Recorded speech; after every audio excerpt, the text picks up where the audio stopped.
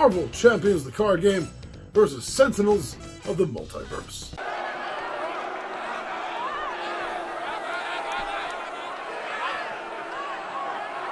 This is a question I've been asked for a while. It's about time I dedicated a Brawlin board game to this subject. So, as I often do, let's take a look first at the box, the packaging. What is being offered by the two opposing games that we have here? So, first of all, with Marvel Champions, we have a box that depicts some great and beautiful characters. Definitely makes you feel like you're looking at a cover of maybe a graphic novel from a Marvel Comics line. The entire box is designed to make you think this. The back of the box has a great write-up on what the game is, what you can expect, who's in it, and what's going on. Now, on the other hand, when we look over at the Sentinels of the Multiverse box, we see pretty much the same thing. It has a very similar style cover that looks like, the box cover looks like a cover of a comic book or something. And the sides are the same way. The box, some nice reference to the title, and on the back of it, we have a write-up of the game. So both are very similar here. Now, I think the artistic style on the Marvel box is a little bit stronger. There's nothing wrong. I don't have a problem with the art on the Sentinels, but when comparing the two and the way it's presented, it's a tight race. It is kind of close, but overall, I think I do prefer the Marvel Champions box over the Sentinels box.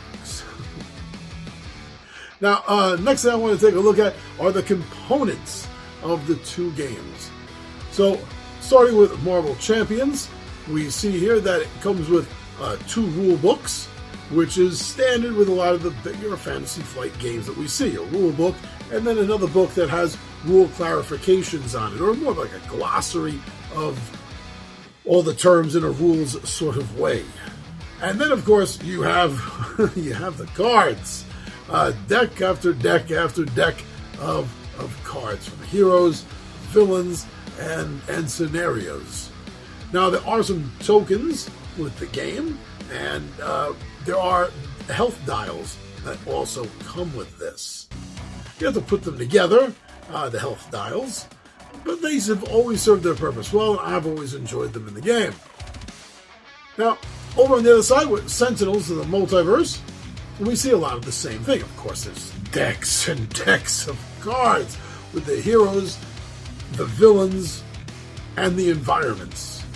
You have one rule book that sums up everything rather nicely, and you have a lot of tokens and chits and condition reminders that are really going to take up a lot of space on the table. They're helpful. They are very helpful. And the components on both the games are equally well made, and the art styles in both of these are similar to the box. I gotta give my description same as I did to the box between the art on the components and the rules of this. And here, again for the same reasons, I'm going to be giving this to Marvel Champions, the card game. Now, I realize that part of the reason that they got the first two checked is because of the art, and that's also because of the characters. I admit that. You may be thinking I'm just sided here because I know the characters and like them better, grew up with them as a kid. And yeah, you're right. You're right. I'm not going to deny that because it does play a part in the decision making. Now, the rules to both of these games, although appearing similar, there are quite a bit of differences in how things are played. Now, on the Marvel Champions, the card game side, the rule books are put together in an okay manner. Actually, I think the rule book for this game is better than some of the rule books that Fantasy Flight puts out. There's not a really lot for them to tell because there's not a lot to do. It's not super fidgety, really, with the base core rules. It gets a little fidgety once you start dealing with effects that are constant. Some effects aren't constant. What you have to remember, that can get a little tricky. But the rules themselves, the way they're written for Marvel, are very easy to get through, straightforward. After a year of playing solo games, finally getting it down in front of the 20-sided warriors, they picked up the rules through the rule book immediately. It was very fast. It's handy to have that second one, the rules clarification, the glossary book. That is handy, the first time or two that you go through the game, but after that, you're probably never going to look at the rules again. Sentinel rules are more streamlined. They're definitely more streamlined, I think. It's more concise. Rule book is what we're looking at here. And it carries through with the same style that it had in the previous edition of the game.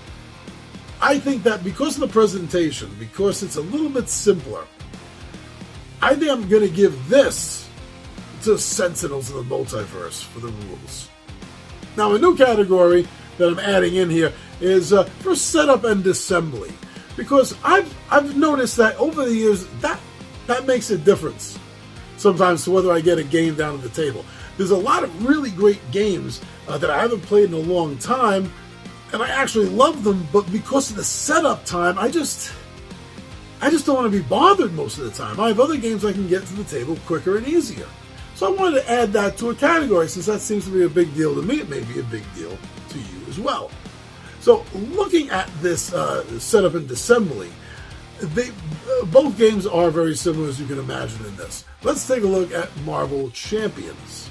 So their setup is a little bit more intricate because not only now let's say that you're using a standard deck. I'm not even talking about tweaking decks and building your own decks. Let's just say using standard hero decks. You're still going to look at this system, and for the game that you're playing, you're going to choose your villain, and then you're going to be setting your villain up with different mini decks of cards. And that's going to take a moment. That will. It's not a very long moment if you have everything organized. If you have everything with dividers organized out very easily, then it'll be a very quick process of putting your villain and the scheme together. Now, that's really all the setup time is going to be for you. You have your tokens set up, but there's only like 3 or 4 sets of tokens that you're going to be using throughout the course of the game, and it's done. You're ready. You're ready to go. Now, for Sentinels of the Multiverse, you have your decks of heroes, villains, and environments that are very easy to just grab and throw down. That's literally all you're doing. You don't have to mix and match and make your villain deck. You just have to decide what villain and what environment that you and your fellow players are going to fight against with the heroes you've chosen. Now, looking at these two games together, even though there is a little bit of a setup time that you find in Marvel as opposed to Sentinels, like I said, I'm looking at this from the point of view that you have everything categorized well, you have things divided out well, so it really doesn't add any time whatsoever. So I'm going to say this is a push, and they're both going to get a point for this. Now, overall fun. What about overall fun? Well, let's take a look at this.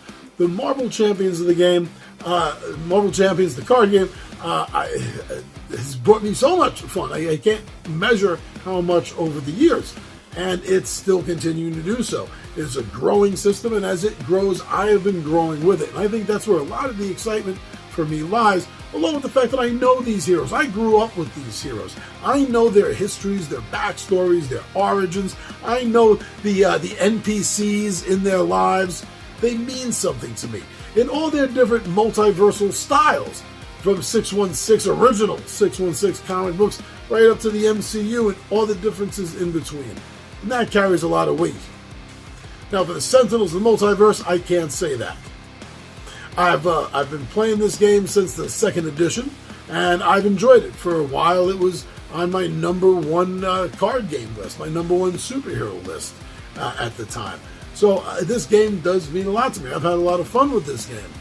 But when I look at the two games combined, sort of in one viewing, I step back and I look at the two of them at once, there's no doubt in my mind that I'm definitely having more fun with Marvel. Growing up with Marvel, I've always wanted to be a part of Marvel. I've always wanted to be a superhero.